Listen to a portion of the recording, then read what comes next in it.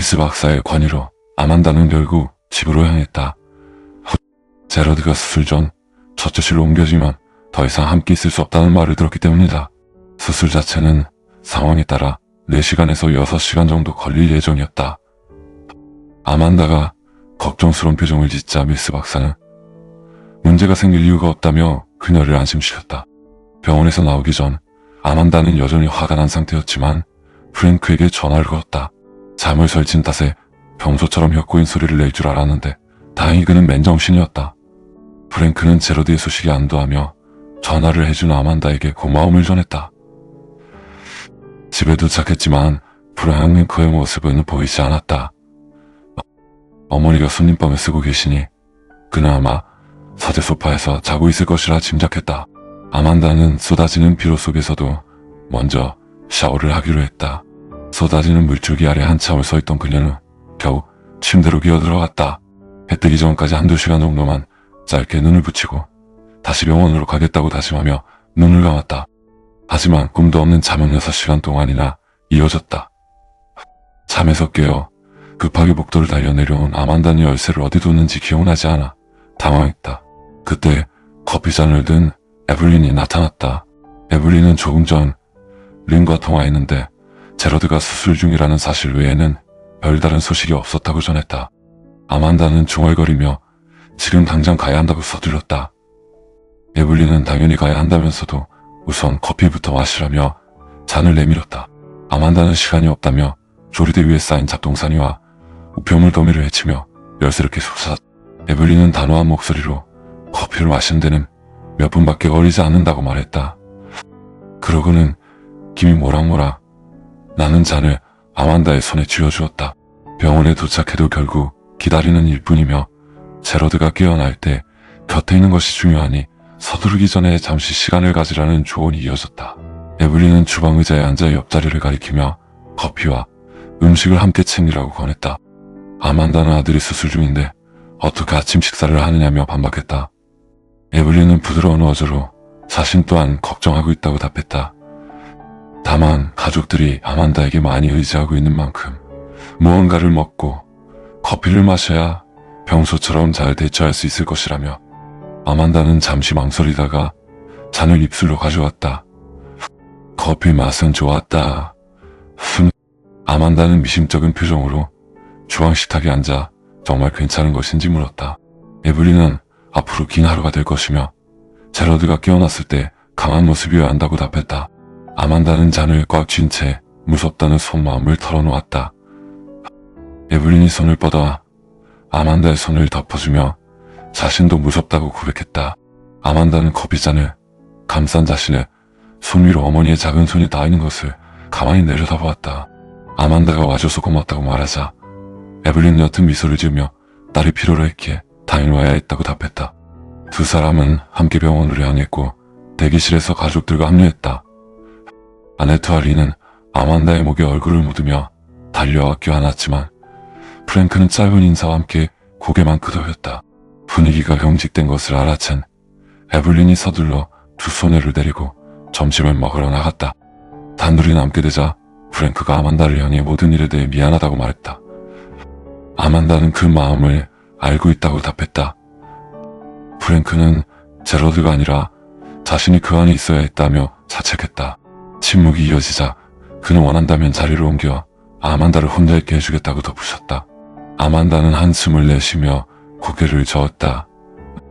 프랭크의 아들이니 당연히 이곳에 있어야 한다며 괜찮다고 답했다.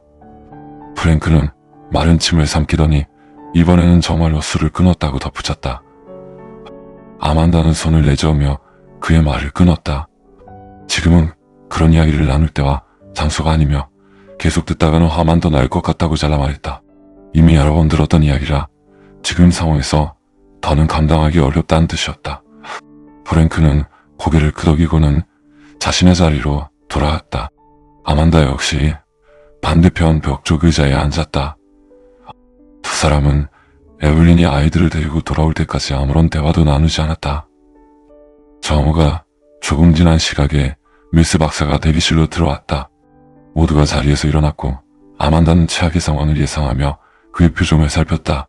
하지만 지친 기색 속에서도 만족감이 느껴지는 박사의 모습에 곧 안심했다. 박사는 수술이 잘 되었다고 말하며 구체적인 수술 과정을 설명했다. 설명이 끝나자 아네트가 박사의 손매를 잡아당기며 제러드가 정말 괜찮은 것인지 물었다. 박사는 미소를 지으며 아네트의 머리를 가볍게 쓰다듬었고 오빠는 무사할 것이라고 확신했다.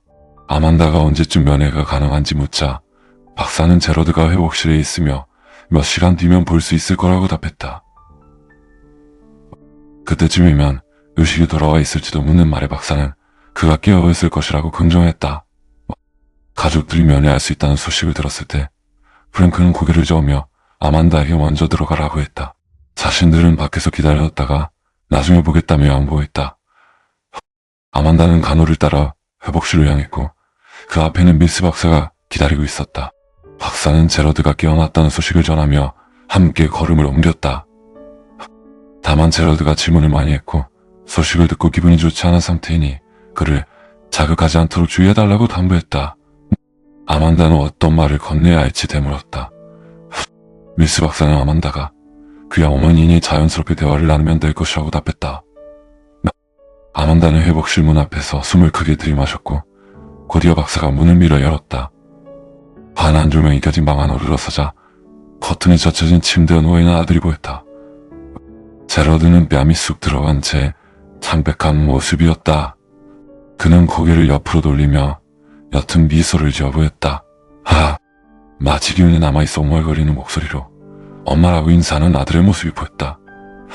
아만다는 아들의 몸에 연결된 수많은 튜브와 의료용 테이프, 기구들이 건드려지지 않게 조심하며 팔을 만졌다. 다정한 말투로 상태를 묻자 제러드는 피곤하고 아프다고 중얼거렸다. 아만다는 아들의 이마에 내려온 머리카락을 쓸어 넘겨주고는 겉에 놓인 딱딱한 플라스틱 의자에 앉았다. 당분간은 통증이 계속되겠지만 일주일 정도면 퇴원할 수 있을 거라고 일러주었다. 제러드는 어린 시절 잠들기 직전처럼 눈꺼풀을 천천히 깜빡였다. 그는 의사가 선택의 여지가 없었다고 말하며 이제 새 심장을 가졌다고 했고 아만다는 이에 긍정했다. 제러드는 발을 움찔거리며 앞으로 평범한 삶을 살 수 있을지 물었다. 아만다는 다정한 목소리로 당연히 그럴 것이라고 답했다. 제러드는 침대 시트를 꽉 쥐며 자신의 심장이 제거되었다는 사실과 평생 약을 복용해야 한다는 말을 꺼냈다. 어린 얼굴에는 혼란과 불안이 가득했다. 아만다는 아들이 마주한 현실을 대신 막아주고 싶었지만 그럴 수 없음을 깨달았다. 그녀는 흔들림 없는 시선으로 제러드를 바라보며 심장 이식 수술을 받았고 평생 약을 먹어야 하는 것이 맞지만 그것이 곧 살아있다는 뜻이라고 말했다. 제러드는 의사들조차 확답해주지 않는 생존기간에 대해 질문했다. 지금 그런 것이 정말 중요한지 묻는 아만다에게 제로는 날카롭게 반응했다. 이식된 심장의 평균 수명이 15년에서 20년 정도이며 그 이후에는 또 다른 심장이 필요할 것이라는 설명을 덧붙였다. 아만다는 그때가 되면 다시 심장을 구하면 된다고 말했다. 그 사이에도 그리고 그 이후에도 다른 사람들처럼 계속 살아갈 것이라고 일러주었다. 제러드는 자신의 말이 이해되지 않는 모양이라며 고개를 돌려 침대 너머 벽 쪽을 바라보았다. 아만다는 제러드의 반응을 살피며 그가 바뀐 현실을 받아들일 수 있도록 적절한 말을 골랐다. 병원에서 기다리는 동안 그가 아직 경험하지 못한 일들에 대해 생각했다는 이야기를 꺼냈다. 대학 졸업의 성취감이나 집을 마련하는 설렘, 마음에 드는 직장을 얻는 기쁨, 그리고 꿈꾸던 사람을 만나 사랑에 빠지는 일들을 차례로 읊었다. 제러드는 아무런 반응 없이 가만히 있었지만 팽팽하게 굳은 모습에서 이야기를 듣고 있다는 것이 느껴졌다. 아만다는 그가 앞으로도 그런 일들을 모두 할 수 있을 것이라고 말을 이었다. 누구나 그렇듯 실수하고 고생하겠지만 맞는 사람을 만나면 세상에서 가장 운 좋은 사람이 된 것처럼 완벽한 행복을 느낄 것이라고 했다. 아만다가 손을 뻗어 그의 팔을 가볍게 다독였다. 심장 이식 여부와 상관없이 살아있다는 사실 자체가 중요하며 그렇게 사랑하고 사랑받는 일 외에는 아무것도 중요하지 않다고 덧붙였다.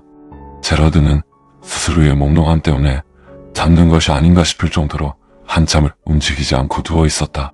그러다 천천히 고개를 돌려 아만다를 바라보았다. 그는 조심스러운 목소리로 방금 한 말들을 정말로 믿느냐고 물었다.